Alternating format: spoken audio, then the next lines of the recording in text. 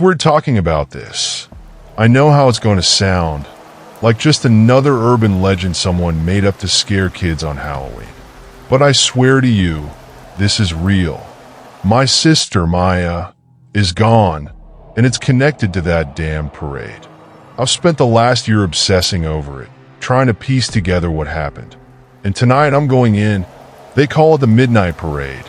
The story has been passed down for as long as anyone in Ravenwood can remember. It happens only on Halloween, exactly at midnight and always in silence. People say the parade is a kind of ritual, and anyone foolish enough to join will disappear forever. Most folks here just laugh it off, something to keep kids inside after dark. But I've seen it. It's real, and Maya is proof. It's been exactly 1 year since she vanished. We were watching from the porch, just like we always did. She told me she wanted to get a closer look, that she just wanted to follow them down the street for a minute. I told her to come back right away. She smiled and said, "Relax, Elliot. I'll be fine." That was the last thing she ever said to me. I didn't see her join the parade. She just disappeared into the fog. At first, I thought she was playing a joke or got lost somewhere. But when the sun came up, there was no sign of her. No footprints. No scent for the search dogs to follow. It was like she never existed at all. And here's the worst part. Nobody remembers her. Not my parents, not her friends. They act like she was never even born. It's like she got erased. But I remember. I know she was real. I still have her photo. I still have her. For the past year, I've tried everything to get people to talk about the parade, but no one will. They either laugh it off or just go quiet, like they're scared to even think about it. And honestly, I've started to notice strange things ever since Maya disappeared. Small things, but they build up. Scratches on the walls of our house. Mirrors breaking for no reason. Weird cold spots, even when the heat is on. At first, I thought I was going crazy. But then I realized it's the town. It's like it knows something is coming, and it doesn't want me getting in the way. I know this sounds stupid, but I think Maya's still out there, somewhere. I think the parade took her. And tonight, I'm going to follow it. I've been planning this for months. I have everything ready, my flashlight, her photo, and a way to mark the streets so I don't get lost. If the parade took Maya, it means there's a way to get her back. I just have to figure out how. The thing about the parade is it doesn't follow any pattern. It just shows up out of nowhere. 1 minute, the streets are empty, and the next, the fog rolls in and the marchers appear. They don't talk. They don't laugh. They just move like they're sleepwalking. I've seen them a few times over the years. Their masks are the worst part. Some are animals like deer, owls, or wolves, and others look like twisted human faces, smiling or frowning, but always frozen. The weird thing is, they all look familiar, like faces I've seen before but can't quite place. Tonight, the town feels off. It's quiet, even for Halloween. Normally, you'd hear kids running around or music from house parties, but tonight, it's dead silent. The air feels thick, like it's waiting for something. I'm sitting on my porch with Maya's picture in my pocket, waiting for the bells to chime. That's how it always starts, the bells. You can't tell where they're coming from. They just ring, faint and far away, and by the time the last one sounds, the parade has begun. I don't know what I'm expecting to happen when those bells start, but the waiting is the worst part. It's like the whole town is holding its breath, hoping the parade will pass through without claiming anyone else this year. I sit on the porch, gripping my flashlight, so tight my knuckles hurt. My heart is pounding, and I keep checking the street for any sign of fog rolling in. It feels like the world is balancing on the edge of something, and I'm the only one stupid enough to be standing here, waiting for it to tip over. Finally, it happens. The first bell sounds low and distant, like it's coming from somewhere deep underground. I freeze listening. There's no mistaking it. The bells only ring on Halloween at midnight. A second chime follows, then a third, each one louder and closer. By the 12th bell, the fog creeps in, sliding between houses and curling around streetlights like fingers. It spreads unnaturally fast, too thick to be normal mist. Within seconds, the entire street is drowned in it, leaving everything outside my porch in a hazy blur. Then they appear. The masked figures drift out of the fog, moving in a slow, deliberate line. There's no music, no chanting, just the shuffle of footsteps on pavement. They walk in perfect silence, their heads tilted slightly forward as if in a trance. I can't tell how many of them there are. They stretch back into the fog, an endless line of strange, lifeless marchers. Some wear animal masks with twisted horns and glassy eyes. Others have painted smiles stretched too wide, like they're mocking something only they understand. And just like that, I see her, Maya. She's in the middle of the parade, wearing a porcelain mask painted with delicate flowers. Her hair falls over her shoulders just like it always did, but her eyes, they're hollow, empty. My stomach turns, and for a second I almost lose my nerve. I don't know what I was expecting, but seeing her like this, it's worse than anything I imagined. She's alive, but not. Like she's trapped in some dream she can't wake up from. I don't have time to think. If I wait too long, she'll disappear with the rest of them.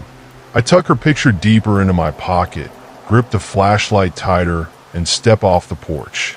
The cold fog wraps around me instantly, swallowing the street behind me. I'm in. The parade is even stranger up close. The marchers move without rhythm, like their bodies are being pulled along by invisible strings. There's no sound except for the scrape of shoes on asphalt. I fall in a step at the edge of the line, trying to stay close to Maya without drawing attention to myself. Nobody looks at me, but the air feels heavy, like the weight of 100 unseen eyes pressing down on my back. Every step I take makes my head feel foggy, like I'm forgetting something important. Memories slip away. The way our house smells after it rains, my mom's laugh, the scar on Maya's knee from when she fell off her bike. It's like the parade is pulling the pieces of my life away from me, one by one, replacing them with a cold emptiness. I can't stop moving. If I fall behind, I'll lose Maya forever. The streets twist and shift around us, turning the familiar town into a maze of dark alleys and strange corners that shouldn't exist. Buildings loom overhead, their windows glowing faintly, as if something inside is watching us. I pass a street I know doesn't exist. Its sign reads Ash Lane, but I've lived here my whole life, and I've never seen it before. Suddenly, Maya glances back. It's just a flicker, a brief moment where her eyes meet mine through the mask. She opens her mouth like she's trying to speak, but the words are barely a whisper. Run? Her voice sends a jolt of fear through me. She knows what's coming, something worse than the parade itself. But it's too late. I feel it before I see it, the cold, creeping sensation spreading across my skin, like the fog is trying to crawl inside me. My hand shoots up to my face, and that's when I realize the mask is forming. It starts as a thin layer of porcelain over my cheeks, cold and smooth like melted ice. I claw at it, but it's useless. The more I struggle, the faster it grows, spreading across my nose, my mouth, my eyes. My fingers tremble as I try to remember why I'm here, Maya. I have to find Maya. Through the narrowing slits of my vision, I spot him, the leader of the parade. He's at the very front, towering over the other marchers in a cracked harlequin mask. His presence feels different, heavier, like the weight of centuries pressing down on his shoulders. This is the one my grandmother warned me about. The original leader. The one who started this cursed march. If I can stop him, maybe I can break the cycle. The mask on my face tightens, making it harder to breathe, but I push forward. I weave through the silent marchers, my heart pounding in my chest like a drum. My fingers brush against Maya's hand, and for a second, she squeezes back. It's all the encouragement I need. When I reach the leader, I grab the edge of his cracked mask and pull. It doesn't come off easily. It feels like I'm ripping a part of myself away. The porcelain splinters under my grip, and the mask falls to the ground with a dull thud. I stare into the face beneath it. It's me. I stumble back, my mind reeling. The leader's face is identical to mine. Same eyes, same nose, same everything. It's like looking into a mirror, but the expression staring back at me is colder, emptier. This is what I'm destined to become, a hollow version of myself, trapped in the parade forever. No, I whisper, my voice cracking. This can't be real, but it is real.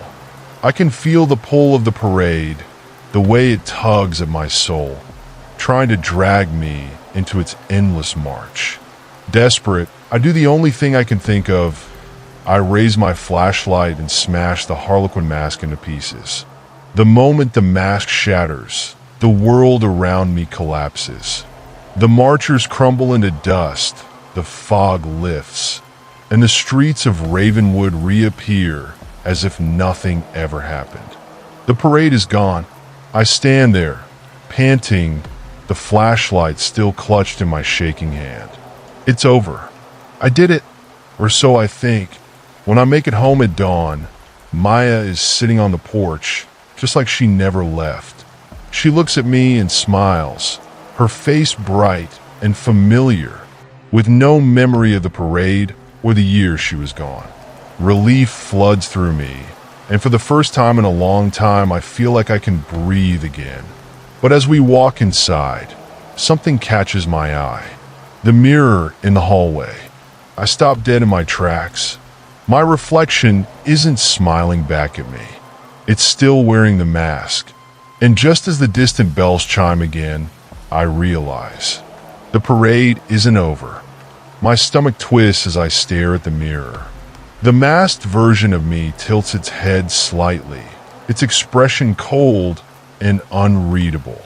The porcelain glistens in the dim light, flawless and smooth, except for one crack running from the corner of the mouth to the edge of the jaw.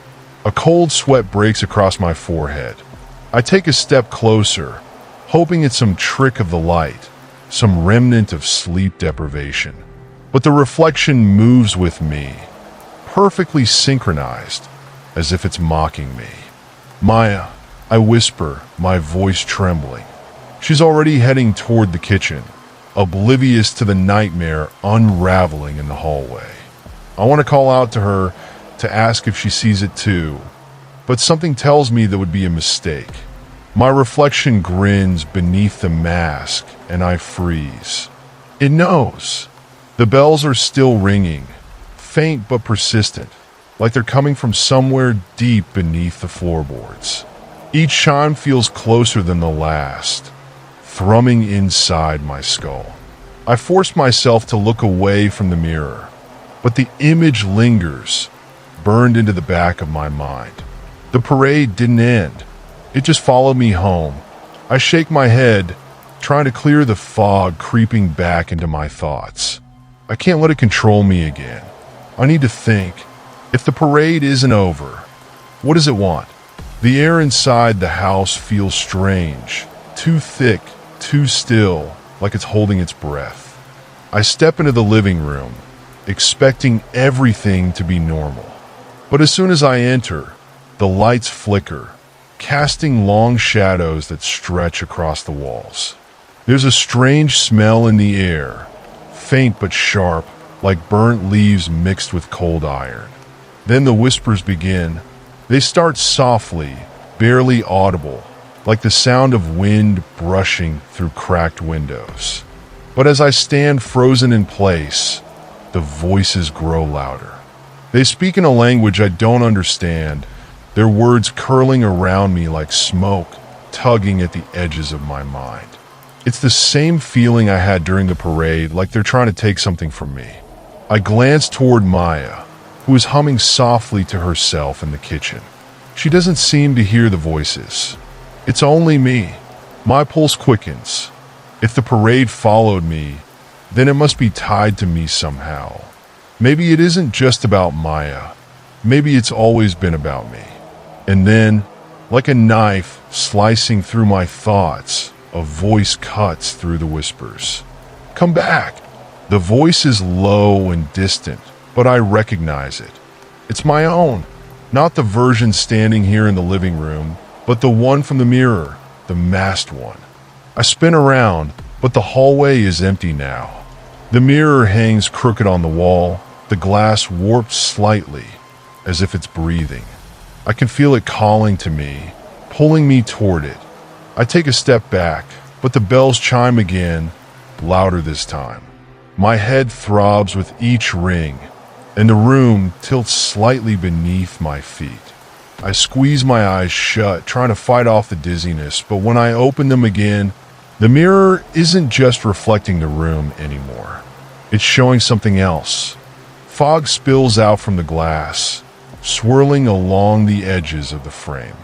Through the haze, I can see the parade, marching endlessly down a street that doesn't exist, its figures blurred and distorted, as if viewed through a dream.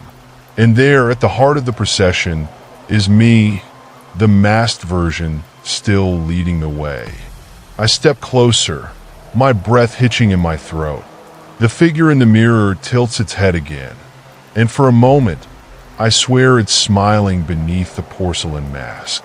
Then it raises a hand, slowly, deliberately, and beckons me forward. Come back, the voice whispers again, this time clearer. I know I should run. Every instinct in my body is screaming at me to get away, to grab Maya and leave this house, this town. Anything to escape the pull of the parade. But I can't move. My feet are rooted to the floor, drawn toward the mirror like a moth to a flame. Behind me, the lights flicker again, plunging the room into brief moments of darkness. The air hums with an electric tension, as if the entire house is on the verge of collapsing into something else. Something colder, older, and far more dangerous. I reach out, my fingers brushing the glass. It's cold. The fog inside the mirror parts, revealing the parade in full detail. I can see the marchers more clearly now. Hundreds, maybe thousands of them, all wearing masks. And every face, every mask is someone from Ravenwood. Some are old friends I haven't seen in years. Others are people I barely know. But they're all here, marching silently through the endless mist, their eyes hollow and lost. And then I see Maya. She's still in the middle of the procession, but something's different now. Her mask is cracked, just like mine, and she's staring directly at me, her eyes wide with fear. She opens her mouth to speak, but no sound comes out. Only the faint echo of the bells, ringing endlessly in the distance. I know what I have to do. Without thinking, I press both hands against the mirror. The glass feels like ice beneath my palms, and for a moment, I think it's solid. But then it gives way, rippling like the surface of a lake. I don't hesitate. I step through. The cold hits me like a slap, sharp and immediate. The fog wraps around me, pulling me deeper into the parade. The sounds of the real world fade away, replaced by the soft shuffle of footsteps and the endless tolling of the bells. I stumble forward, my heart pounding. The masked marchers pay me no attention as I weave through the crowd, searching for Maya. My breath fogs in front of me, each exhale swallowed by the mist. And then I see her, just a few steps ahead, her mask cracked and slipping from her face. I reach out, grabbing her hand. "Maya!" I gasp. "I'm getting us out of here." She turns to me, her eyes wide and filled with something I can't quite place. Relief, fear, hope. But before I can pull her away, the leader of the parade appears. It's me again, but this time, the mask is gone, revealing a face twisted with anger and sorrow. "You can't leave," it whispers, the voice sharp and cold. "You belong here." The masked figures close in around us, their eyes glowing faintly in the mist. The bells grow louder, their chimes almost deafening now, vibrating through my skull. I won't let them take us. With a surge of adrenaline, I yank Maya forward, forcing our way through the crowd. The fog thickens around us, pulling at our limbs like invisible hands. But I don't stop. I can feel the pull of the real world just ahead, a faint warmth, a glimmer of light beyond the mist. The bells chime one last time, louder than ever, and the parade shatters around us. We tumble through the fog, hitting the floor of my living room with a heavy thud. The mirror behind us cracks, splintering into 1,000 pieces. It's over. We made it out. But as I lie there, gasping for breath, I catch a glimpse of my reflection in one of the broken shards.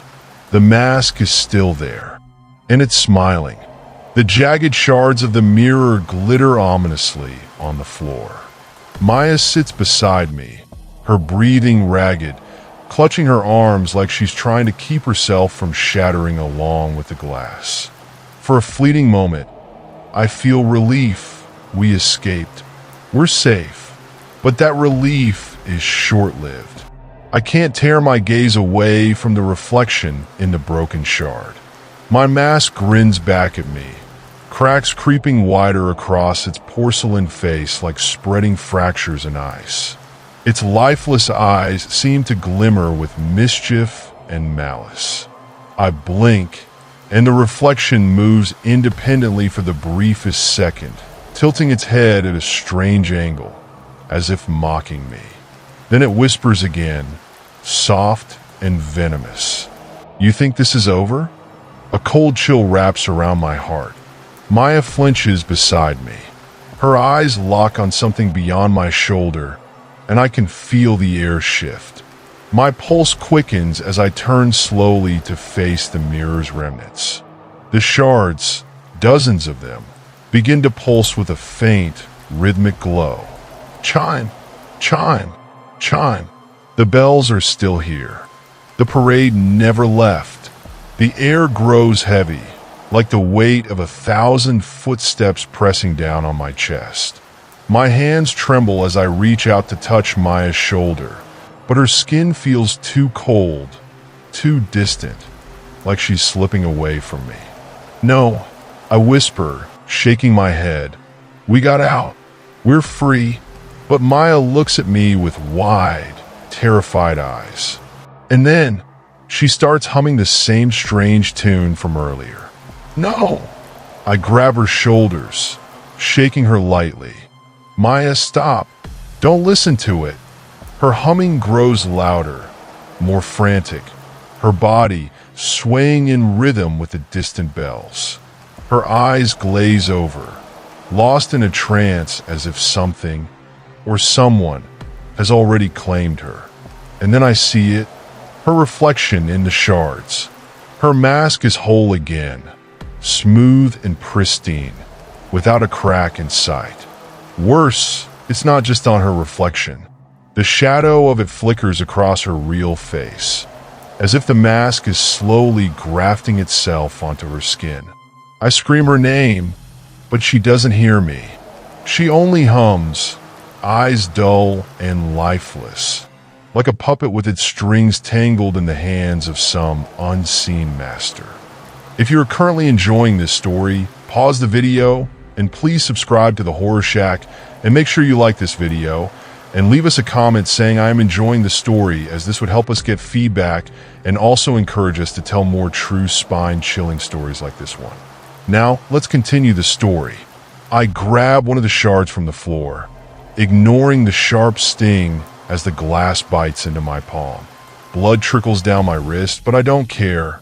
I lift the shard high, desperate to shatter whatever curse has latched onto Maya.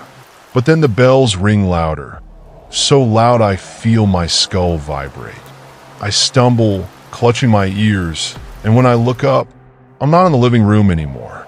We're back in the parade.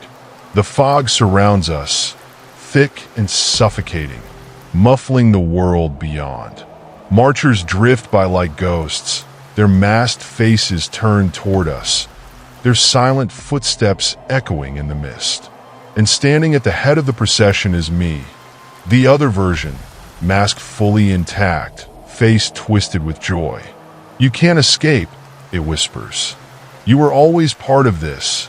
Maya slips from my grasp, her body dissolving into the mist, joining the endless marchers. I scream, lunging toward her, but invisible hands hold me back. The fog wraps tighter around me, and the bells toll one final time, loud enough to drown out my thoughts, my voice, everything. And then, in the stillness that follows, I understand. This isn't a curse. It's not something that followed me home. It's who I've always been. The masked version of me steps forward, and I feel myself unraveling, piece by piece. The mask isn't something I can take off. It's part of me, as much a part of me as my heartbeat or my breath. I drop the shard of glass, and it vanishes before it even hits the ground. There's no escape from the parade because the parade isn't just around me, it's inside me. The leader offers me its hand, my hand, and this time I take it. The fog lifts, and the parade moves forward. I march at the front now, a new mask settling over my face like a second skin. The bells chime in perfect rhythm, and the marchers follow without question. As the parade stretches endlessly into the mist, I catch one last glimpse of Maya, her mask flawless, her steps perfectly in sync with the music. She doesn't resist anymore. She belongs here, just like I do, just like we always have. And so, the parade continues, endlessly, without beginning or end, without escape or salvation. If you ever hear the sound of bells late at night, don't follow them. Don't look for the source, because if you do, the parade will find you too.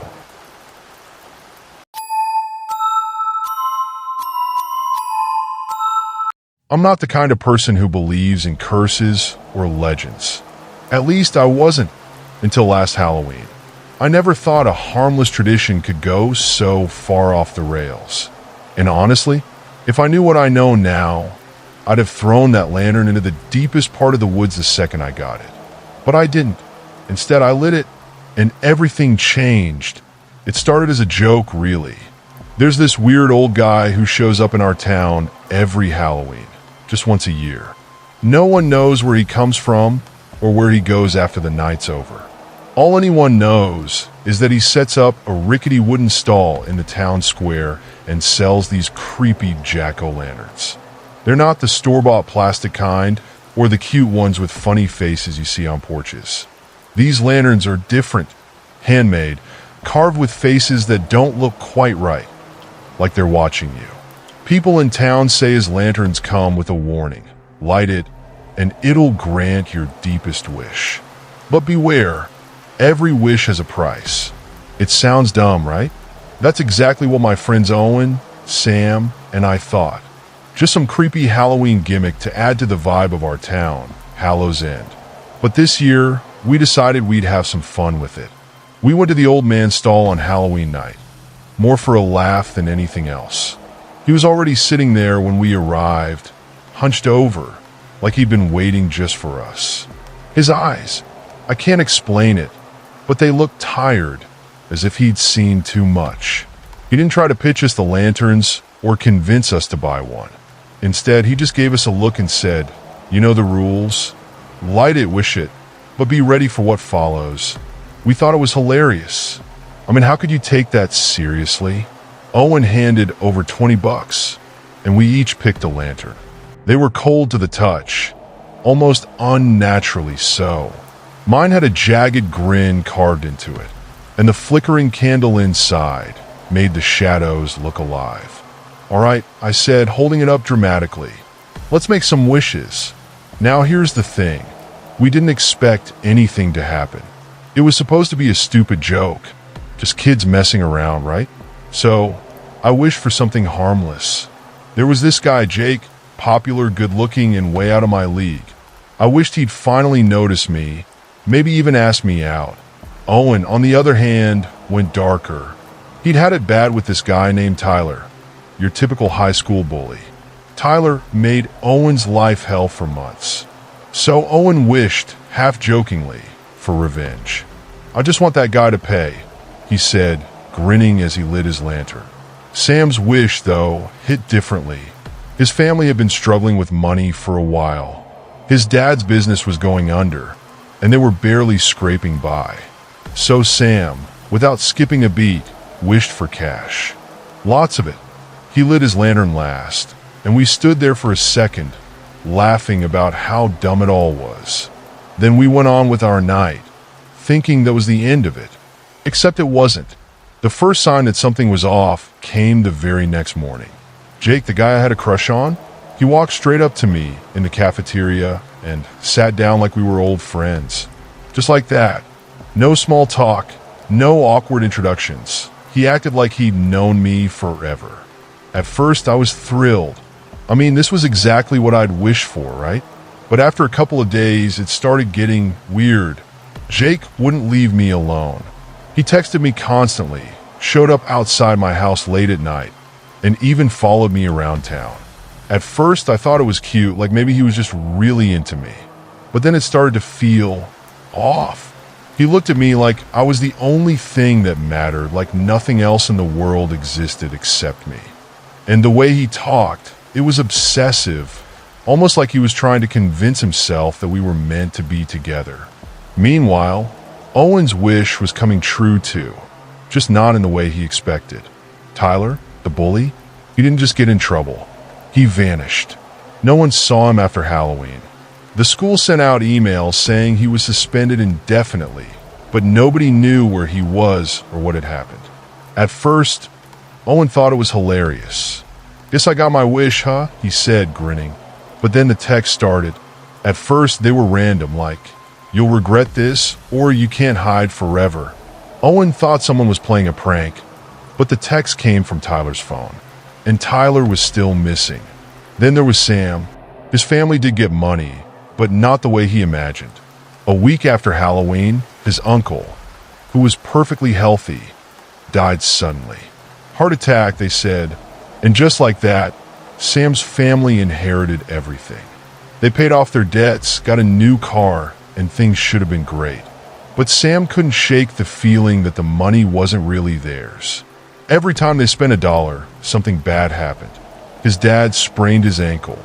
His little sister got sick. It was like the money carried a curse with it. That's when we realized none of our wishes were free. The lanterns weren't gifts. They were traps.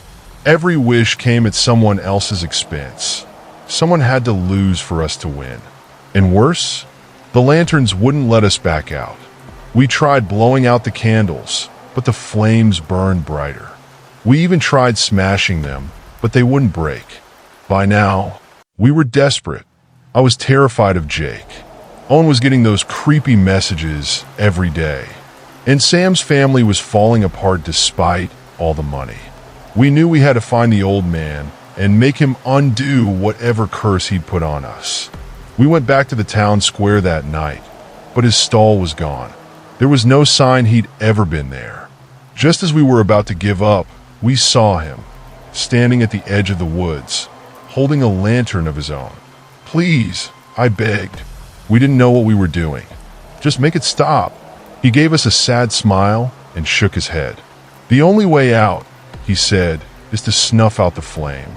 But if you do, you take my place. The curse needs a keeper." In the end, we had no choice. We blew out our lanterns one by one. Jake stopped texting me. Tyler showed up at school like nothing had happened. And Sam's family lost the inheritance overnight. We thought it was over. But the next morning, there were 3 new lanterns waiting on our doorsteps, glowing just like before. And this time, there was no old man in sight. I don't know what we'll do. Maybe we won't light them.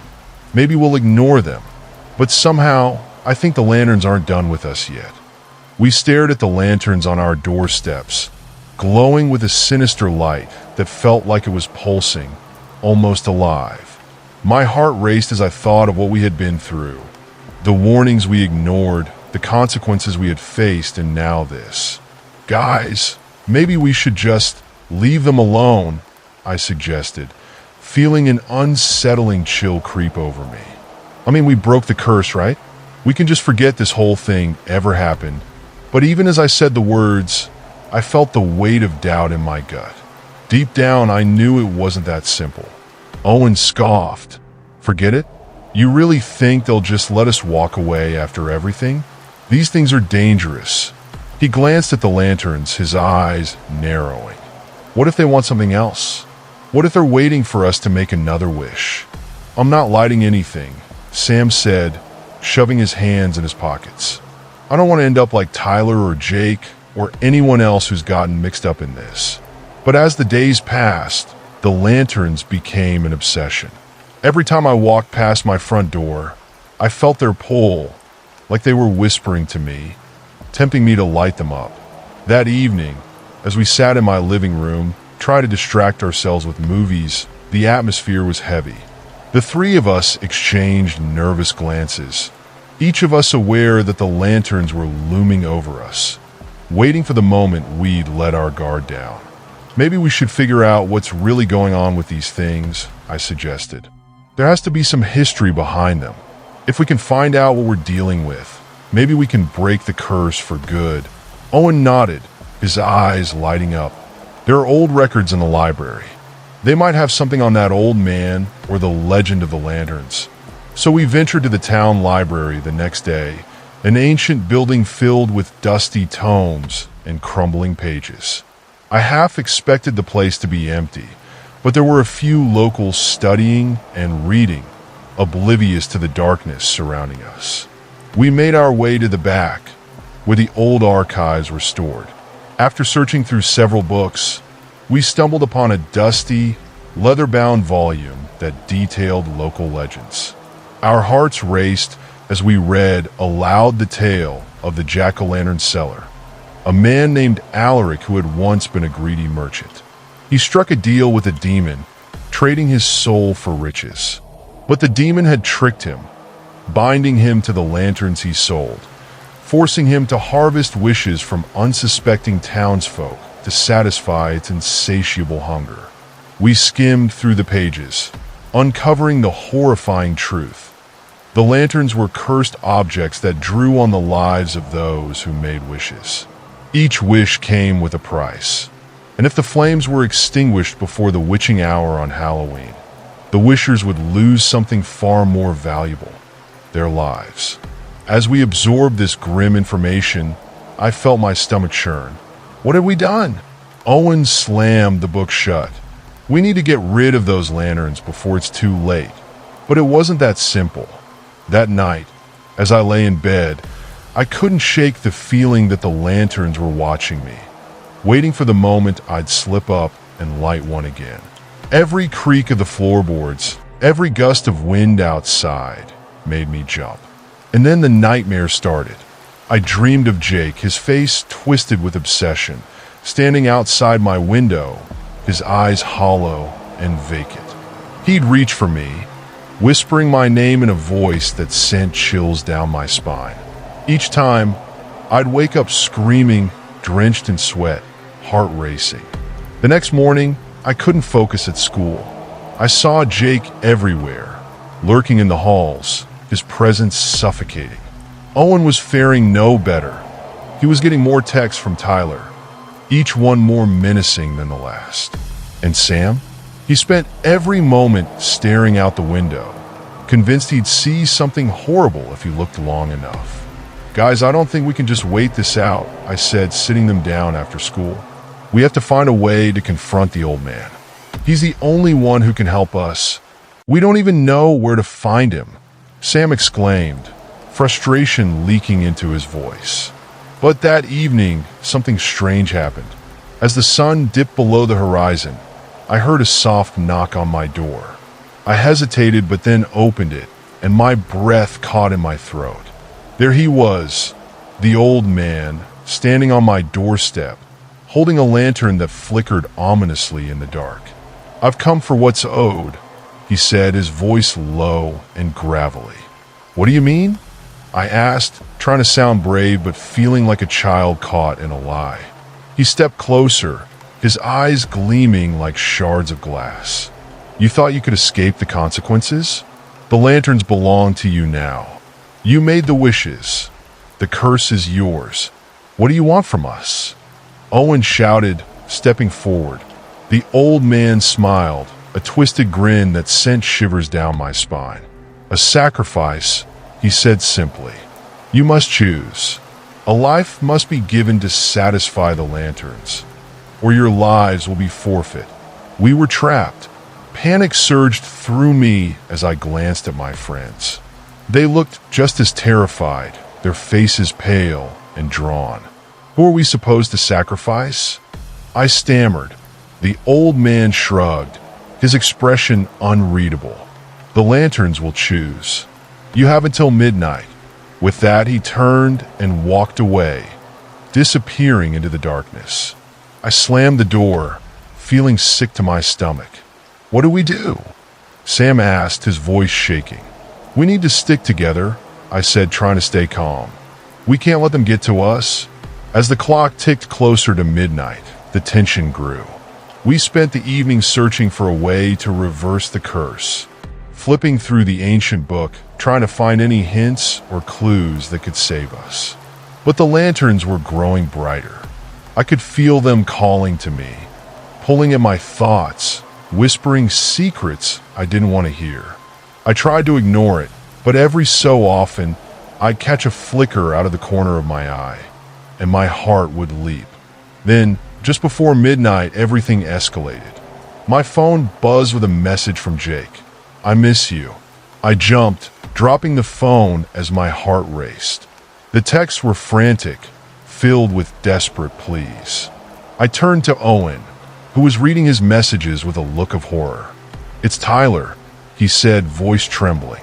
"He's coming for me." "Guys, we have to go," Sam urged, but I could feel the air around us thickening, as if the very walls were closing in. We bolted for the door, adrenaline pumping through us. But when we stepped outside, the world felt different. The street lights flickered, shadows lengthened, and the night was filled with an unnatural silence.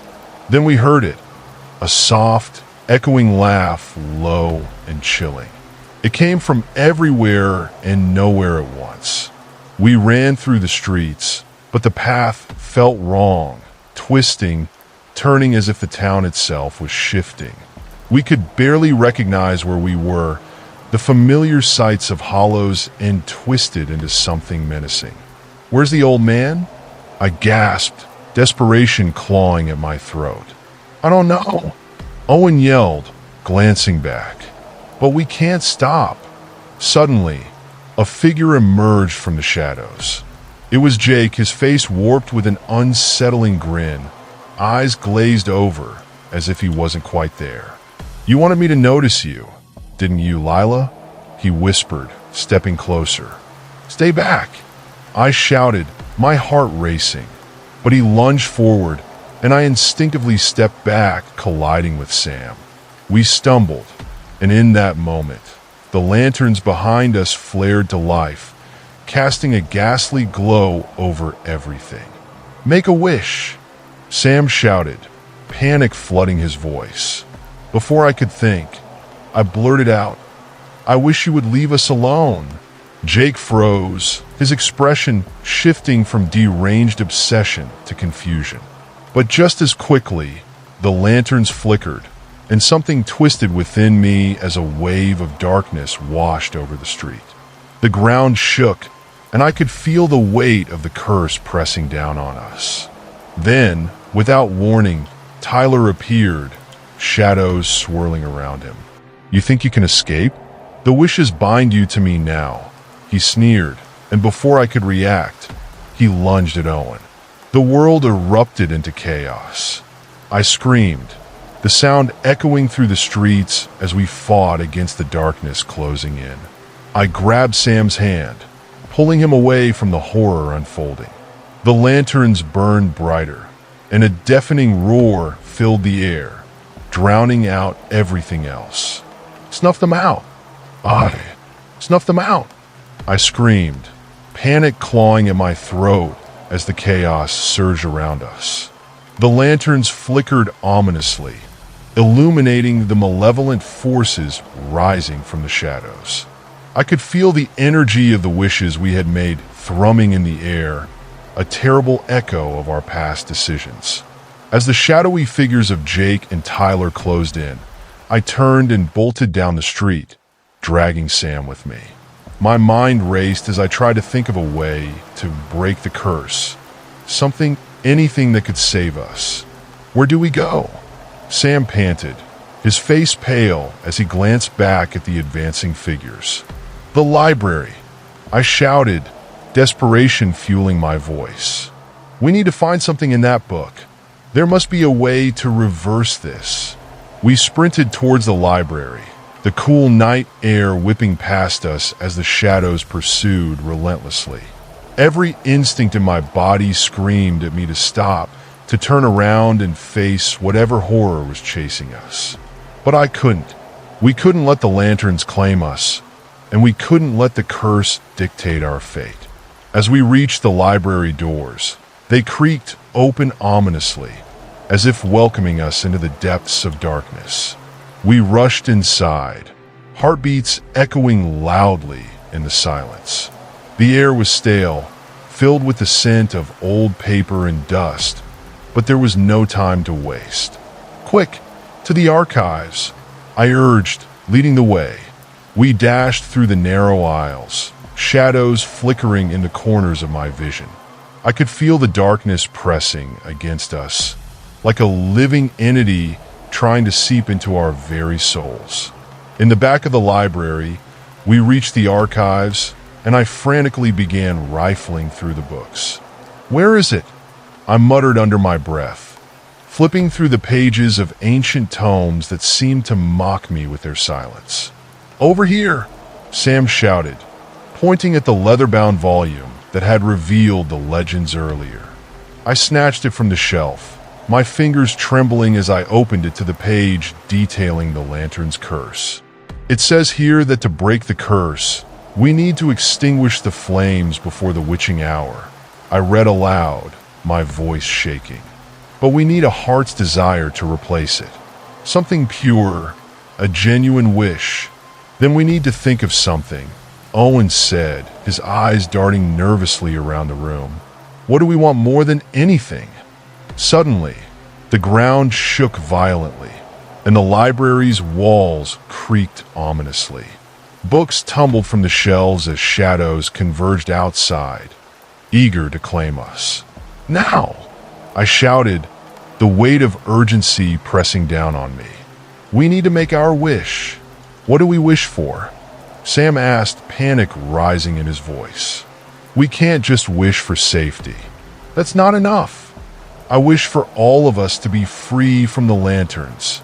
I blurted out, the words spilling from my lips as if they were destined to be spoken. "Do you think that will work?" Owen asked, desperation etched on his face. "It has to," I said, feeling the shadows inch closer.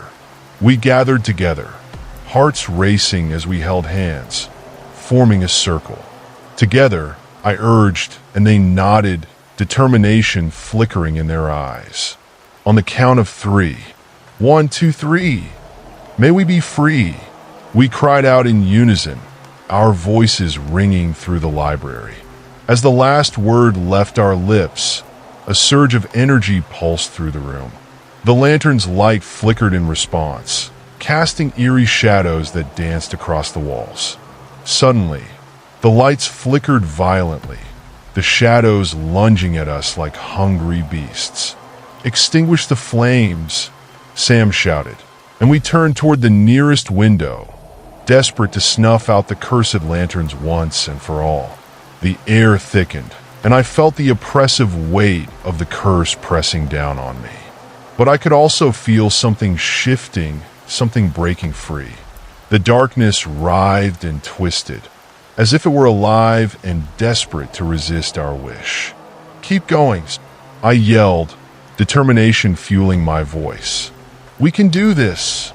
As we pushed against the shadows, the light of the lanterns flared one last time before they exploded in a burst of flame.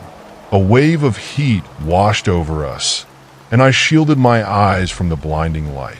When I opened them again, the shadows were gone, leaving only silence in their wake. We stood panting in the aftermath, disbelief washing over us. "Did we do it?" Owen whispered, glancing around as if expecting the darkness to return. "I think we did," I said, a sense of relief flooding through me. But as I looked at my friends, I noticed something unsettling, a flicker of uncertainty in their eyes. Just then, the old man appeared in the doorway, his expression unreadable. "You think it's over?" he asked, his voice echoing eerily through the library. I felt a chill run down my spine. "What do you mean?" He stepped closer, shadows swirling around him, revealing the truth of his intentions. "The curse does not simply disappear. It must be satisfying, one way or another." Suddenly, the ground shook again, and a rumble echoed through the library. "What does that mean?" Sam demanded, fear creeping into his voice. "It means that one of you must pay the price," the old man said, his gaze sweeping over us. "Only then can you truly be free." Panic surged through us, and I exchanged frantic glances with Owen and Sam. "No, we can't let this happen. Someone has to be sacrificed," the old man continued, his tone devoid of sympathy. "You've made your wishes. The lanterns will take what they are owed. Not like this," Owen shouted, stepping forward. "We won't let you take anyone." But the old man raised a hand, silencing him. "You cannot fight fate. The lanterns are binding your souls now, and they will claim what is theirs." In that moment, a realization struck me. This was the final test, the ultimate challenge we had to face. I took a deep breath, steeling myself. "We can find another way," I said, my voice steady.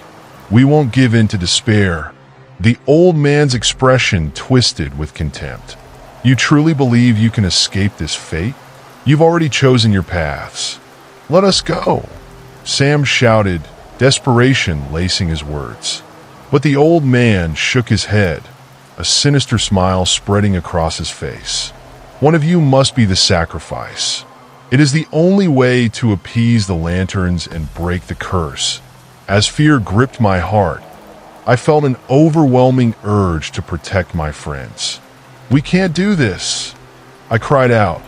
"We've come too far to give in now." "Then you must choose," the old man said, his voice cold. "Who among you will take the place of the lantern's hunger?" Silence filled the room as we stared at one another, each of us grappling with the weight of the decision looming over us. The shadows danced in the corners, taunting us, urging us to betray one another. "I can't," Sam started, his voice trembling, but I interrupted him. "No, we won't sacrifice anyone," I insisted, a spark of defiance igniting within me. But the old man's laughter echoed through the library, chilling and hollow. "You will choose whether you like it or not." As the clock ticked closer to midnight, I felt the pressure mounting, my heart pounding in my chest. "We can't let fear dictate our choices." I shouted, desperation rising. Owen stepped forward, his expression resolute. "I'll do it," he said, voice steady. "It should be me. I've caused enough trouble already." "No," I cried, grasping his arm. "We can find another way." But he shook his head. "It's the only way. If it can save you both, then it's worth it." "Don't say that," Sam shouted, tears brimming in his eyes. "We're supposed to stick together." "We are," Owen argued, determination etched on his face. "But I can't let this happen to either of you." "Stop it," I yelled, my voice rising in frustration. "We're not sacrificing anyone. We'll figure this out together." The old man watched us with a smug expression, as if relishing our despair. "You have until the witching hour," he taunted. "The lanterns grow hungry. Choose wisely." With that, he vanished into the shadows, leaving us alone in the library. My heart raced as we turned to each other, fear and desperation thick in the air.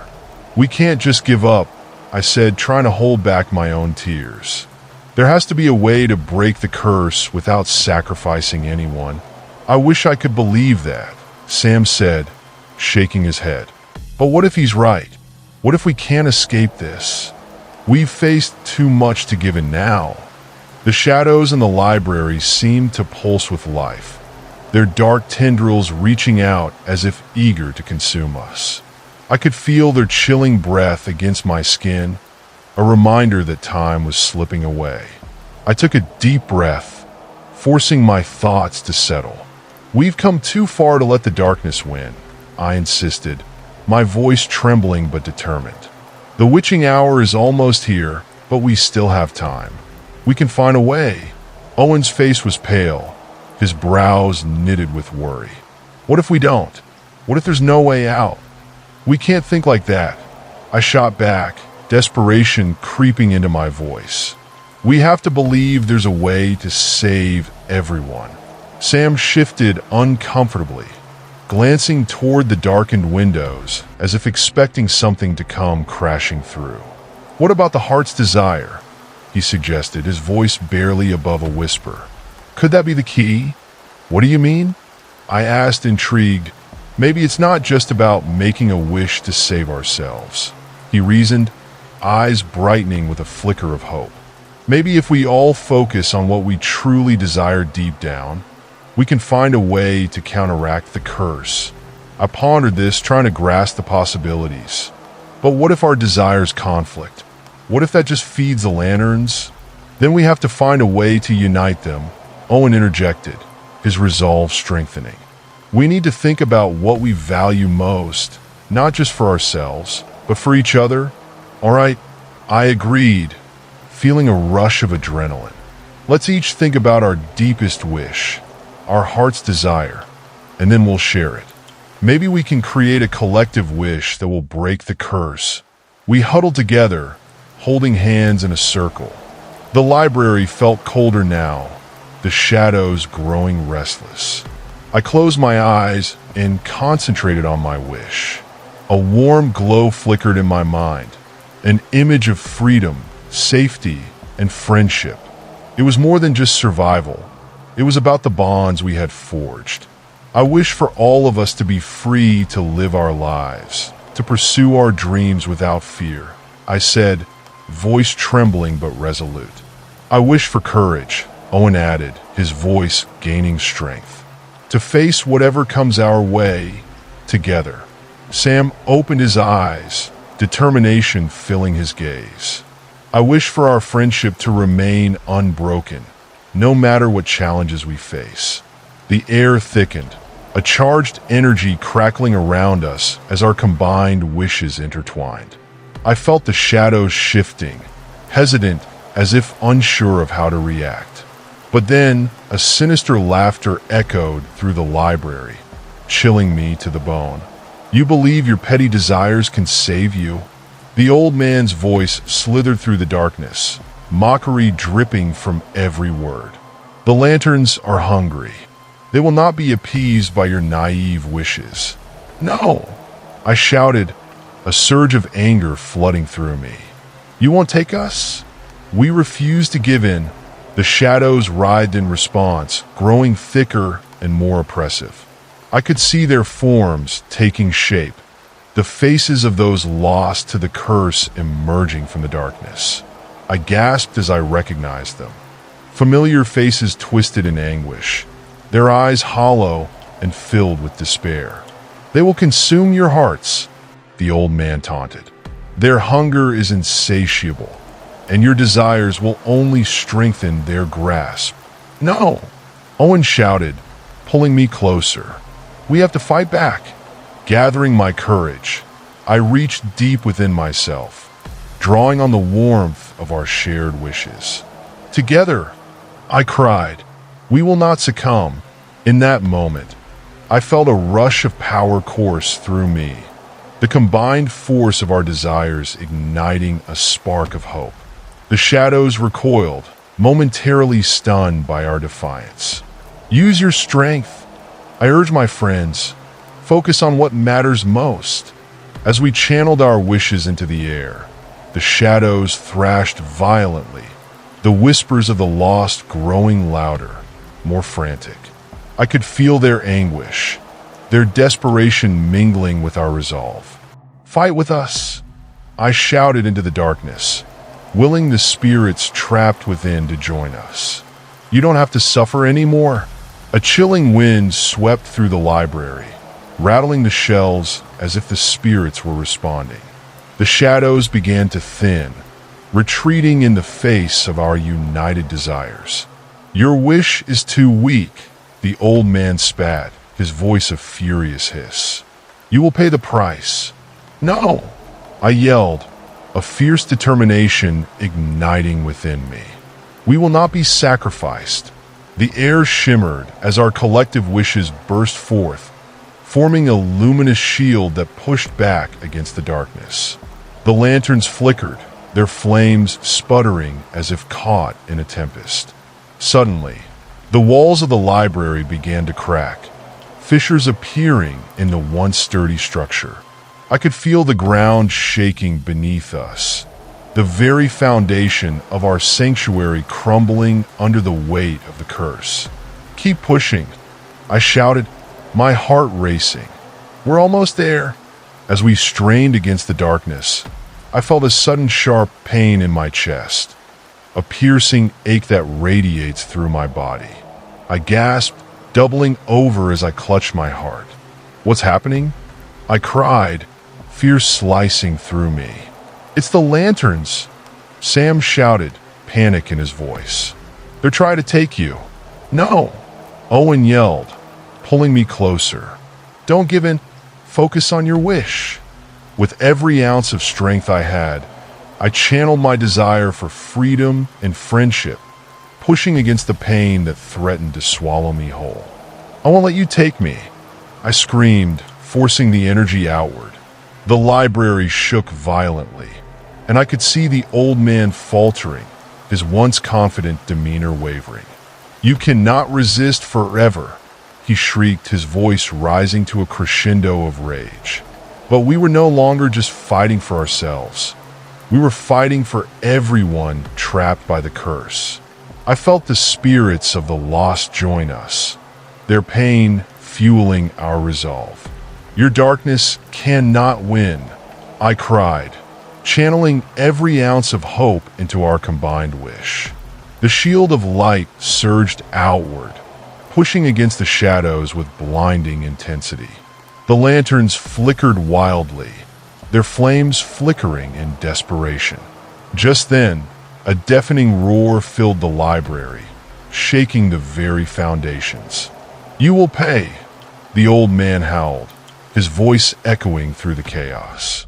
I felt the darkness closing in again, but this time, it was different.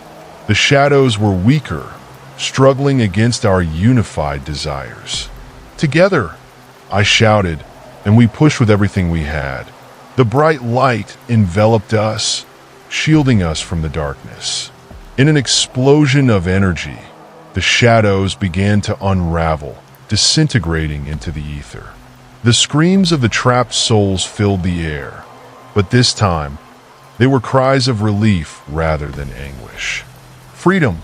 I cried, feeling the weight of the curse lift as the last remnants of the shadows faded into nothingness. As the library began to collapse around us, I grabbed Owen and Sam, and we sprinted toward the exit. The door burst open, and we tumbled outside, landing on the grass as the library behind us crumbled into dust. Panting, I glanced back at the ruins of the library, a mixture of relief and disbelief flooding through me. Did we really do it? "I think we did," Sam whispered, awe in his voice. Owen nodded, his expression solemn. "But at what cost?" As the first rays of dawn broke over the horizon, illuminating the world with golden light, I felt a profound sense of peace wash over me. The darkness had been vanquished, and the curse had been broken, but the memories of our harrowing experience lingered like an echo in the back of my mind. "We're free," I breathed, tears of relief streaming down my face. "Together," Owen added, placing a hand on my shoulder. But as the sun rose, casting away the shadows of the night, I couldn't shake the feeling that the old man's warning still lingered in the air. "Do you think he'll come back?" I asked, a chill creeping up my spine. "Let him try," Sam replied, his voice steady. "We've faced the darkness and survived. Together, we can face anything." The warmth of the sun embraced us, and I took a deep breath, feeling the weight of the past begin to lift. "Let's go home," I said, knowing that whatever awaited us in the future, we would face it side by side. As we turned to leave, the world around us felt different, lighter, more vibrant, as if the darkness had lifted not only from us but from the entire town. But deep down, a lingering question remained. Had we truly escaped the lantern's grasp, or was this merely the calm before another storm? As we walked away from the ruins of the library, a sense of unease hung in the air, like the calm before a tempest.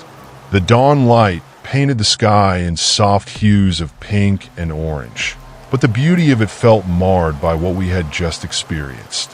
What if the old man was right? I asked, glancing back at the crumbling library, its once majestic structure reduced to rubble. What if this isn't over? Owen furrowed his brow, his hands stuffed deep into his pockets. "I don't know, but we can't let fear control us. We broke the curse. That has to mean something." "Yeah," Sam chimed in, his voice shaky. "But what if there are more curses? More lanterns?" The thought sent a chill through me. We need to figure out what we're really dealing with. There might be more to this story. As we reached the edge of the woods, the familiar path home felt strangely foreboding. The trees loomed overhead, their branches twisting like skeletal fingers against the sky. Every rustle of leaves and distant bird call made me jump, the adrenaline from our earlier encounter still coursing through my veins. "Let's stick together," I urged, pulling my friends closer. "We can't let our guard down yet." Just as we turned onto the narrow trail leading back to town, an eerie silence enveloped us. The usual sounds of nature, the chirping birds, rustling leaves, were conspicuously absent. It was as if the world was holding its breath, waiting for something to happen. "I don't like this," Owen muttered, his voice barely above a whisper. As we ventured deeper into the woods, the sunlight dimmed, casting long shadows across our path. The trees seemed to close in around us, their gnarled branches clawing at the sky. "Do you hear that?" Sam asked suddenly, halting in his tracks. I strained my ears and caught a faint sound, whispers drifting on the breeze, echoing like a distant chorus. My heart raced as the voices grew louder, intertwining with the wind. "They're here," I whispered, dread settling over me like a thick fog. "Who?" Owen asked, glancing around nervously. "The spirits," I replied, feeling a chill creep down my spine. "From the library. They're calling for us." We stood frozen in place, our breaths quickening as the whispers intensified. "Help us!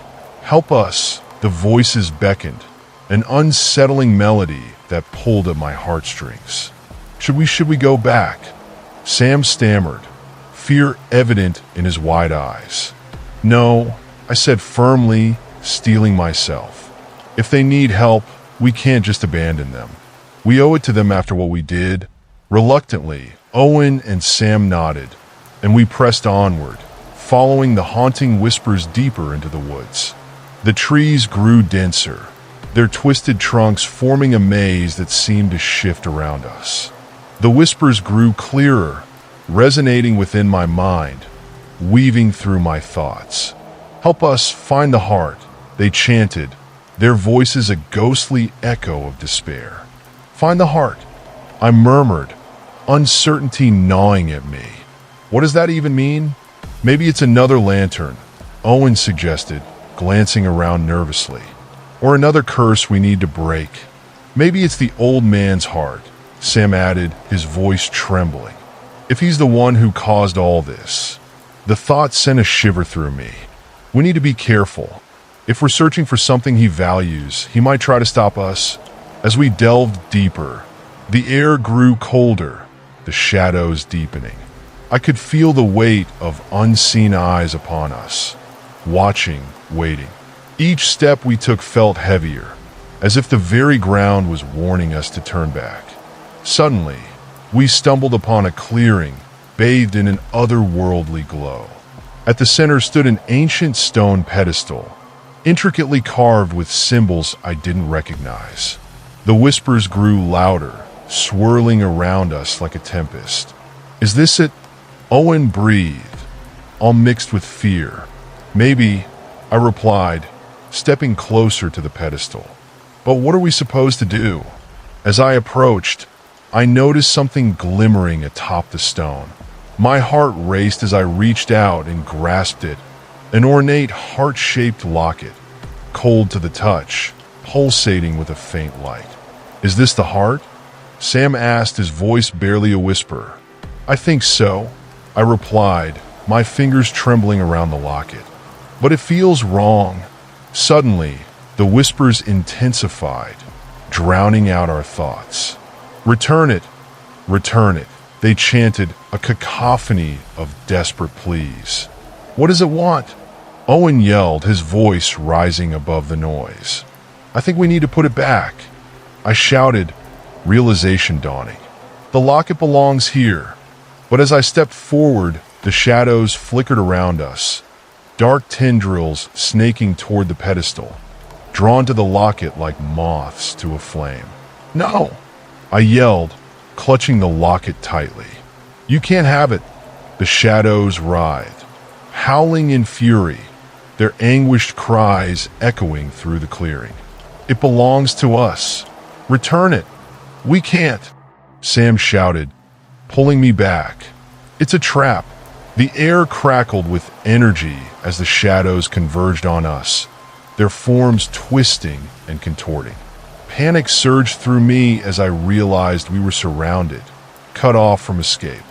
"Focus on the heart," I yelled, my voice rising above the chaos.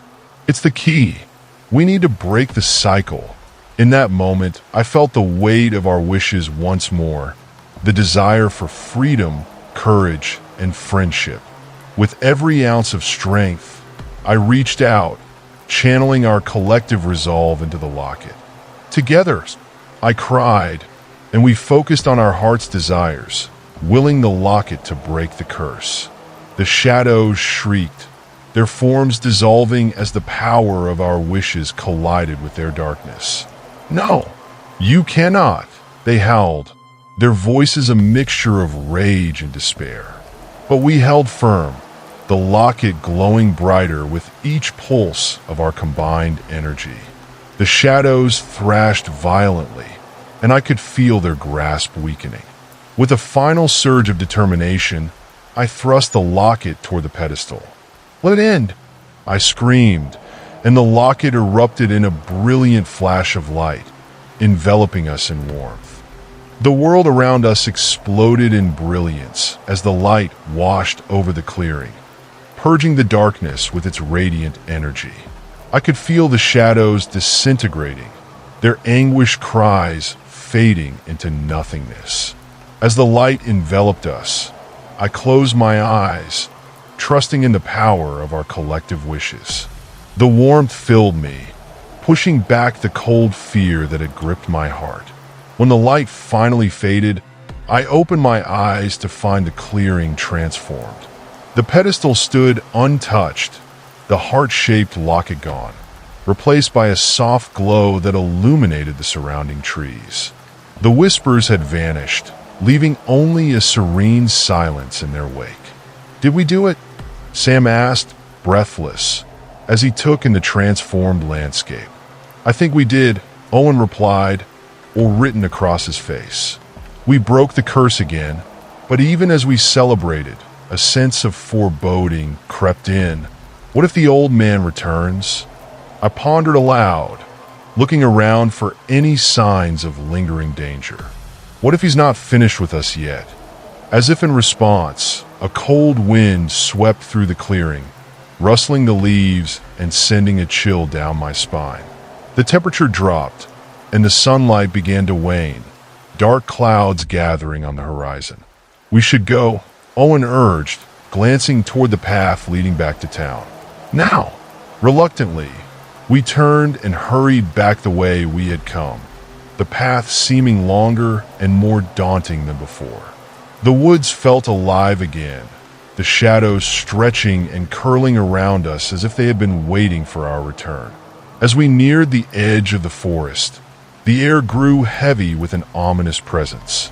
My heart raced, each beat echoing in my ears as the shadows deepened, swirling around us like a tempest. "Stay close," I whispered, my voice barely audible above the rustling leaves. Suddenly, a figure emerged from the shadows, a tall silhouette draped in darkness. The old man stood before us, his eyes gleaming with malice. "You think you've won?" he hissed, his voice a low growl. "You've merely delayed the inevitable." I felt a wave of fear wash over me, but I forced myself to stand firm. "We won't let you take us."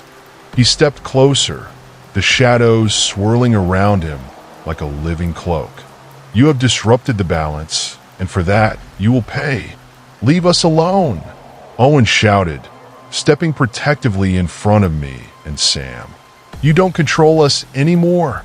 "Ah, but I do," he replied, a sinister smile creeping across his. The shadows writhed at the old man's feet, responding to his malice like a sentient being, eager to reclaim what it had lost. The dark aura surrounding him was palpable, thickening the air, making it hard to breathe. My heart raced as I felt a wave of despair wash over me, but I refused to let it consume me. "What do you want from us?" I demanded, trying to keep my voice steady, my mind racing for a way to turn the tide. "We broke your curse." The old man's laughter echoed through the clearing, a chilling sound that sent shivers down my spine. "You think mere trinkets and wishes can break the ties of the past? You have no idea the power you're meddling with. We won't let you harm anyone else," Owen shouted, his voice strong despite the fear etched on his face. "We're not afraid of you." With a flick of his wrist, the old man summoned the shadows. They surged forward, creeping like black smoke, reaching for us with desperate hunger. Panic surged through me, but I fought to maintain my composure. "Together," I yelled, grabbing Owen and Sam's hands. "We can push back."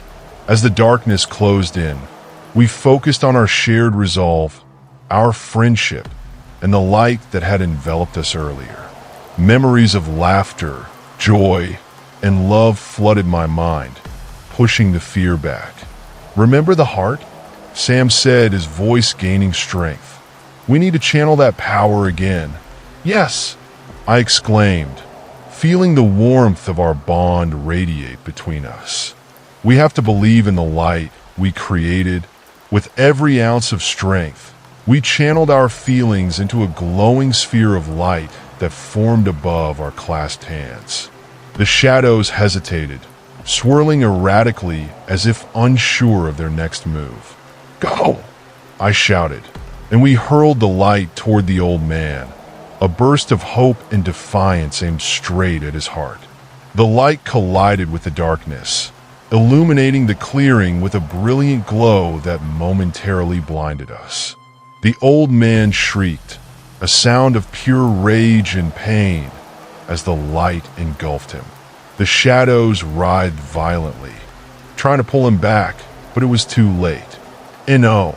he howled, the darkness around him dissipating, revealing the man behind the malevolent facade, a once proud figure now reduced to nothing more than a vessel of rage and despair. "Your time is over!" I yelled, the power of our combined hearts surging forth, overwhelming the remnants of his darkness. With one final, desperate scream, the old man was consumed by the light, disintegrating into nothingness as the last vestiges of his shadowy form crumbled away. The air grew still, and for a moment, silence enveloped us. As the brightness faded, we found ourselves alone in the clearing, the oppressive weight of fear lifted. The trees stood tall and serene, bathed in soft sunlight. "Is it really over?" Owen asked, his eyes wide with disbelief. "I think so," I replied, releasing a breath I didn't know I was holding. "We faced him, and we won." Sam grinned, his relief palpable. "We really did it. We stopped him." But even as I spoke, a nagging feeling lingered in my mind. What if he wasn't the only one? What if there are more curses out there? "Then we'll face them together," Owen said, determination shining in his eyes. "We're stronger as a team." As we left the clearing, the woods felt different, the shadows retreating into the distance.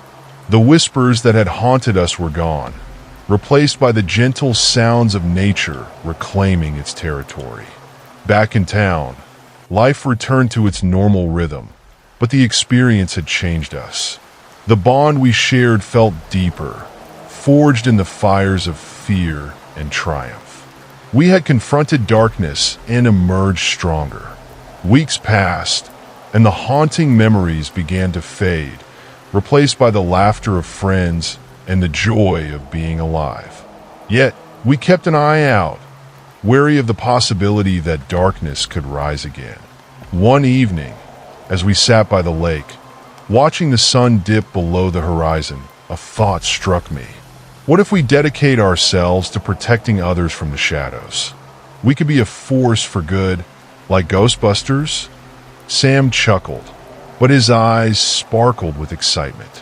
"Exactly," I replied, my heart racing at the idea. "We can investigate strange occurrences and help those in need." Owen nodded. "We could be the guardians of our town, keeping the darkness at bay."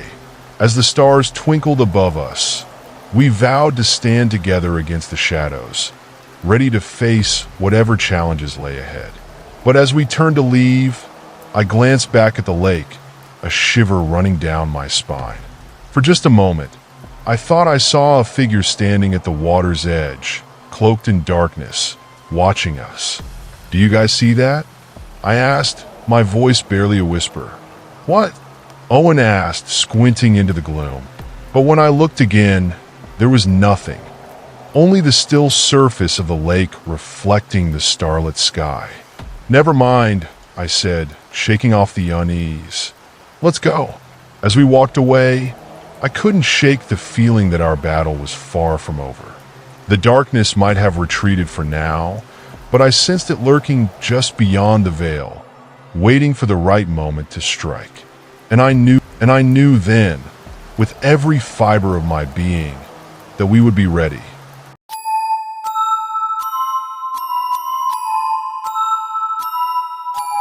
Let me tell you about that Halloween night in Crow's Hollow, where everything felt normal at first. I remember the excitement in the air as families set up booths and decorated the festival grounds with pumpkins and hay bales. I was there with my friends, Emma and Jake, ready to dive into the festivities. The atmosphere was alive with laughter, the smell of cinnamon, and the sound of children racing around in their costumes. But there was something I couldn't shake off. It was a strange chill that crept up my spine as we set our sights on the edge of the festival grounds, where an old scarecrow loomed. Old Harrow, as everyone called him, was a local legend. They said he protected the town from evil spirits, but if anyone dared to touch him, they would awaken something horrible. My friends laughed at the stories, but I felt an uneasy tension in the air. As we strolled through the festival, my curiosity got the better of me. I turned to Emma and Jake and suggested we go check out Old Harrow. They hesitated, exchanging nervous glances, but eventually agreed, driven by the thrill of adventure. As we approached the scarecrow, the festive sounds around us faded into an eerie silence. Old Harrow stood tall and imposing, with tattered rags flapping in the breeze, rusty tools jutting from his body like jagged teeth. Emma, always the brave one, suggested we dare each other to touch him. My heart raced as we exchanged challenges, each one escalating the tension. Finally, with a rush of adrenaline, I pushed Emma forward, daring her to touch Old Harrow. She hesitated, glancing back at us, but with a determined nod, she reached out. Just as her fingers brushed against the straw, a violent gust of wind swept through the festival. The bonfire flickered violently before going out, plunging us into darkness. That's when things began to change. The air felt thick, heavy, as if the very essence of the night had shifted. At first, we all laughed, thinking it was just a coincidence. But the laughter faded quickly. I felt something cold and unsettling crawl up my spine as the whispers started. At first, I thought it was just my imagination. But then, they became clearer, muffled voices drifting through the air like distant echoes. "Help us! Let us go!" We looked at each other, wide-eyed, as the shadows around us deepened. The festival lights flickered back on, but the warmth of the celebration had vanished. The sound of laughter turned into anxious murmurs, and it seemed like everyone felt it, the overwhelming sense of dread that had descended upon Crow's Hollow. Jake suggested we head back, but Emma insisted we stay. "We can't just leave it like this." We touched him, and something happened. "We have to figure this out." There was a determination in her voice that both terrified and inspired me. We agreed to stay for a little longer, thinking we could solve whatever mess we'd gotten ourselves into. As the night wore on, strange things began happening.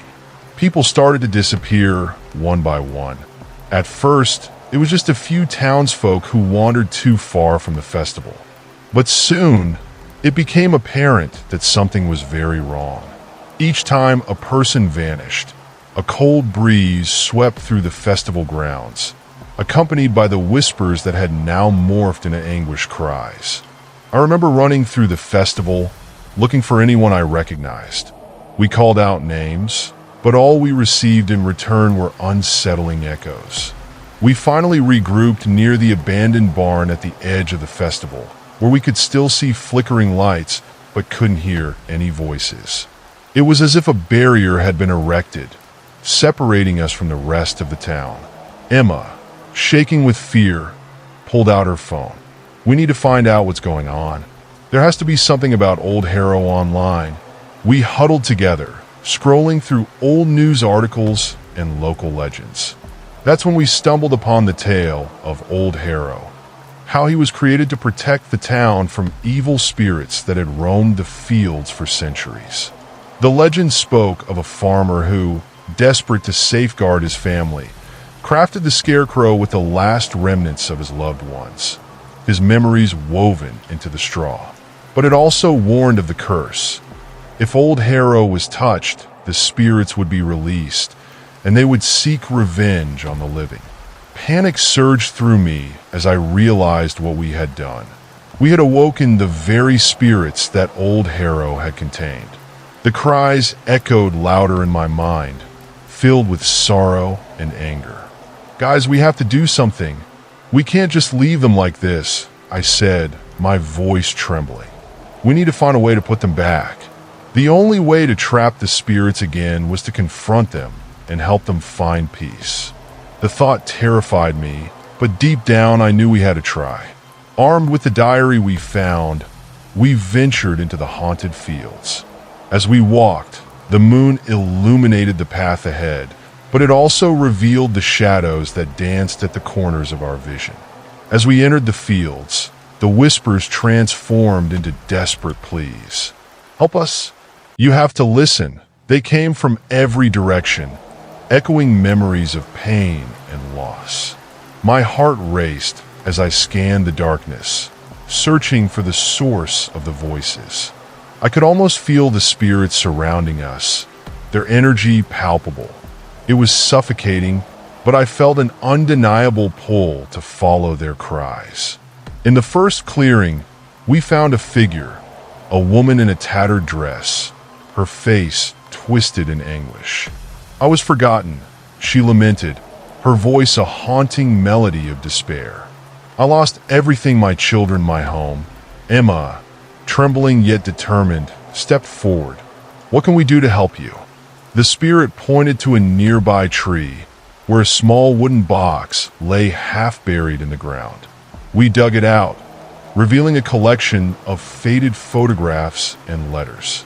"These are my memories," the spirit sobbed. "I need them to rest." As Emma carefully placed the items back in the box, the air shimmered around the spirit. With a grateful smile, she faded into the moonlight, her sorrow finally lifted. But our journey was far from over. We pressed deeper into the fields, uncovering more spirits, each with their own tragic tales. A man who had lost his family in a fire, a child searching for their lost toy, and an elderly woman lamenting a life of loneliness. Each encounter filled me with a mixture of dread and compassion.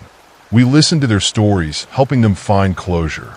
With each spirit we freed, I could feel the weight in the air lifting, but shadows still lingered around us. I knew we weren't done yet. We came across a shadowy figure, the last spirit, a man who stood apart from the rest, his face obscured by darkness. "You shouldn't have touched him," he hissed, his voice dripping with resentment. "Now you'll pay the price." Panic surged through me as I stepped back, my heart racing. "What do you want?" I called out, my voice trembling. He laughed, a chilling sound that sent shivers down my spine. "Your lives for theirs. You awoke the curse. You have to make a choice." It was then that I realized he was the embodiment of the spirit's anger, their pain coalescing into this terrifying presence. I glanced at Emma and Jake, who stood frozen in fear. "We can't give up," I urged. "We've come this far. We can't let them suffer because of our mistake." Drawing on our courage, we stood our ground. "We're here to help you find peace, not to harm you," Emma shouted, her voice steady despite the fear in her eyes. The spirit hesitated, confusion flickering in the depths of his darkness. "Peace?" he echoed, his voice laced with skepticism. "What do you know about pain? What do you know about loss?" We shared our own stories, how we had touched old Harrow out of curiosity, how we had awakened the spirits because of our reckless actions. With each confession, we could feel the tension in the air begin to shift. The shadow that loomed over us started to fade, revealing glimpses of his past. A man burdened by regret and sorrow. "I lost everything too," he admitted, his voice softening. "But I was too angry to let go. I wanted revenge." It was then I saw it, a glimmer of humanity within him, buried beneath layers of bitterness. We urged him to let go of his anger, to find the peace he had denied himself for so long. In a final act of desperation, We extended our hands toward him. "Please, you don't have to be alone in this. We can help you find closure, just like we did for the others." The spirit hesitated, and in that moment, I felt a shift in the air. The shadows receded, revealing the townsfolk we had lost to the curse. They stood behind him, waiting for him to make his choice. As he looked around, I saw a flicker of hope in his eyes. Slowly, he reached out, and when our hands touched, a rush of energy coursed through me. It was as if we were sharing our memories, our pain, and our hopes. In that moment, everything changed. The spirits began to coalesce into a brilliant light, their faces transforming from anguish to serenity. The man's form shifted, and I saw him clearly for the first time. A once proud farmer, his eyes filled with a sadness that had been haunting him for too long. "I didn't mean for it to end like this," he whispered, tears streaming down his ghostly cheeks. I thought I was protecting them. As he let go of his anger, the other spirits began to step forward, joining him. One by one, they reached out to us, their fingers brushing against our skin like a gentle breeze. And with each touch, I felt a warm glow enveloping my heart. The shadows that had haunted them for so long lifted, replaced by a soft luminescence that illuminated the dark field. "I can see them now," he murmured, his voice barely a whisper. "I can see my family. They're waiting for me." With that, he turned, and I felt a profound sense of peace wash over him. The spirits behind him shimmered, their sorrow replaced by joy. They formed a radiant line, moving toward the horizon where the moonlight spilled across the fields, beckoning them home. Jake and Emma stood beside me, our hands still intertwined, anchored by the power of our shared resolve. The air around us crackled with energy, and we watched in awe as the last spirit stepped forward, enveloped in a golden light. He turned to us, gratitude etched into his features. "Thank you," he said, his voice echoing softly in the night. "You've given us a chance to find peace. We will no longer linger in pain." As the spirits faded into the light, the air shimmered with a gentle breeze. I could hear the whispers now. They were not cries of despair, but soft, melodic harmonies that filled my heart with warmth. The oppressive weight that had hung over the festival grounds lifted completely, leaving behind a serene stillness. But just as I began to relax, the ground trembled beneath our feet. The once silent festival erupted with chaos as the lights flickered erratically. The laughter of children turned to screams, and shadows stretched longer than the light could contain. "It's not over," I yelled, realizing that not all spirits have found their peace. A deeper darkness surged from the center of the festival, a mass of swirling shadows that coalesced into a grotesque figure, larger and more menacing than any we had faced. "You dare interfere with my domain?" The voice was a low growl, reverberating through the ground like a thunderclap. "You think you can free them without consequence?" Emma clutched my arm, her eyes wide with fear. "What do we do now?" she gasped. The darkness writhed and pulsated, and I felt a wave of despair wash over me. It was the embodiment of the spirits we had freed. Their pain and anger had not been fully resolved, and now it sought vengeance. "We have to confront it," I shouted, though my voice trembled. "We can't let it take anyone else." We stood firm, shoulder to shoulder, ready to face whatever horror awaited us. As the dark figure loomed closer, I felt an inexplicable surge of courage. "You're just a reflection of their pain," I shouted. "If we stand together, we can face you." The darkness shrieked in fury, its shadowy limbs clawing at the air. "I'll take everything from you," it howled, launching tendrils of darkness toward us. Jake grabbed my hand tightly, and Emma stood resolute, her fear now transformed into determination. We formed a circle, drawing on the energy of the spirits we had helped, channeling their strength and hope. "Let's remember who we are," I yelled, my voice cutting through the chaos. "We are not alone. We stand for those who have suffered, and we will not let their pain consume us."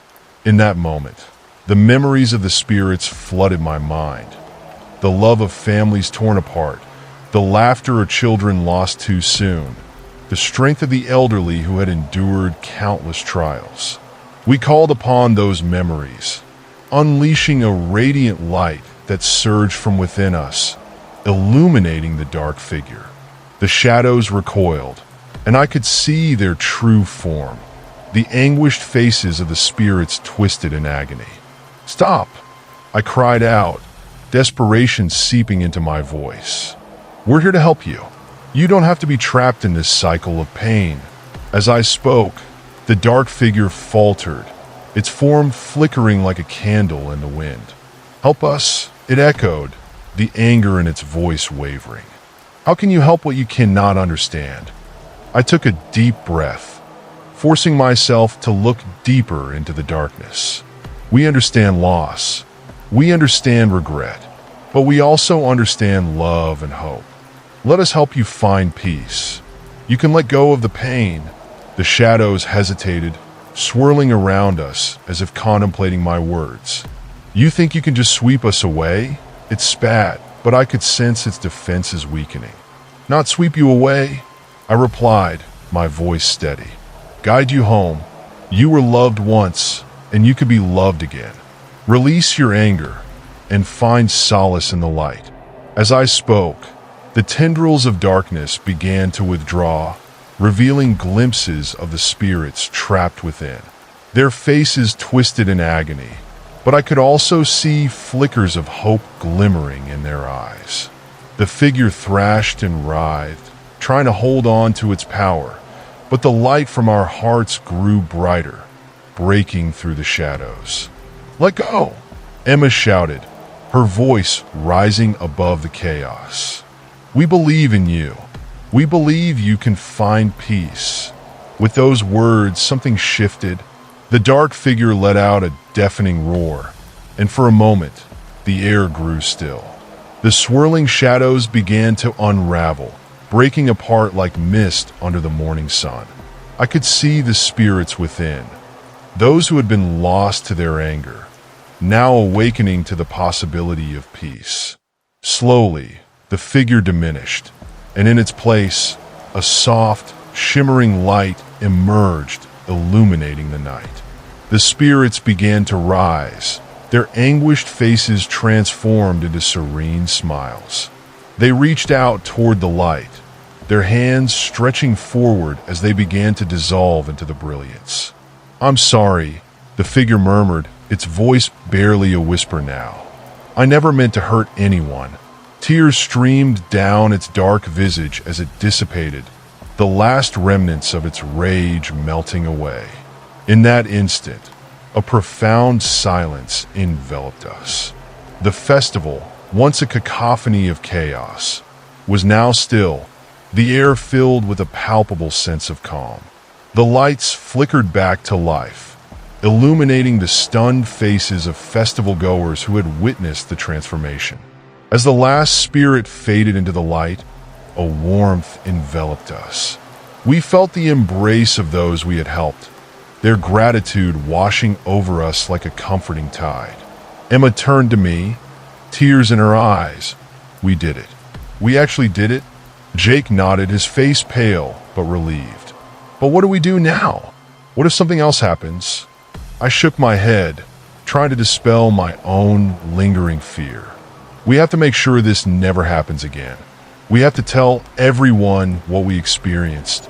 As we made our way back to the festival grounds, we could see people emerging from their homes, stepping cautiously into the night, drawn by the light that had burst forth.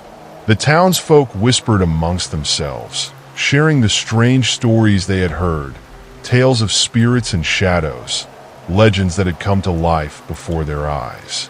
The festival resumed, but a newfound reverence filled the air. People gathered around the bonfire, sharing their own experiences and recalling the legends of Old Harrow. As I looked around, I saw the fear that had gripped our town begin to dissipate, replaced by a sense of unity and understanding. Later that night, as the moon hung high in the sky, I found myself standing by Old Harrow. The scarecrow, once a figure of dread, now seemed almost peaceful.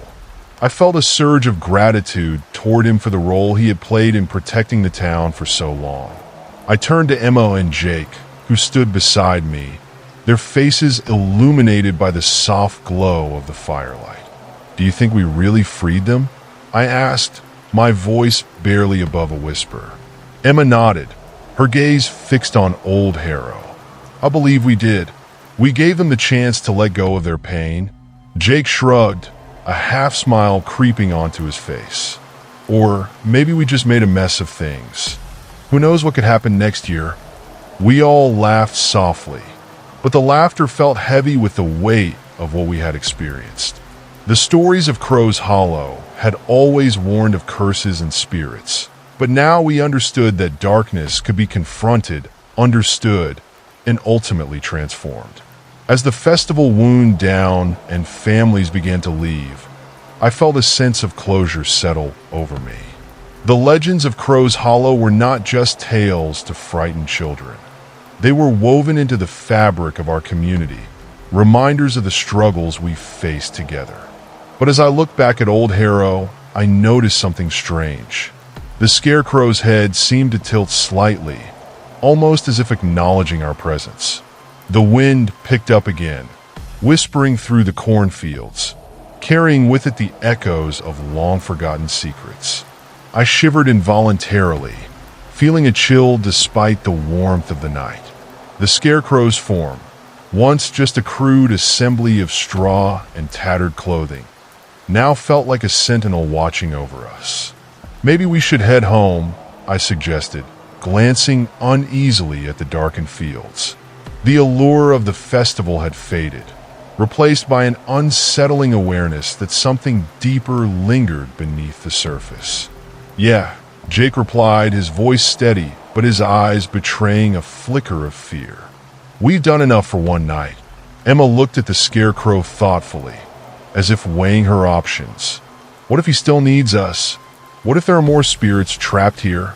I shook my head, the idea sending a shiver down my spine. "I think we've done what we can for now. The townsfolk will talk, and we can share what we experienced. But it's time for us to go home." With a reluctant sigh, Emma nodded. As we turned to leave, the moon illuminated the path ahead, casting long shadows behind us. We walked in silence, each of us lost in our thoughts, the weight of the night hanging heavily in the air. Once we reached the edge of the festival grounds, I glanced back one last time. The bonfire had dwindled to embers, and the laughter of townsfolk had been replaced by quiet conversations. Old Harrow stood silent, his straw arms outstretched, a symbol of both fear and protection. But as I turned to walk away, I thought I saw a flicker of movement out of the corner of my eye. My heart raced, and I quickly looked back. The scarecrow's head had turned, just slightly, as if watching us leave. I felt a strange mixture of dread and relief wash over me. "Did you see that?"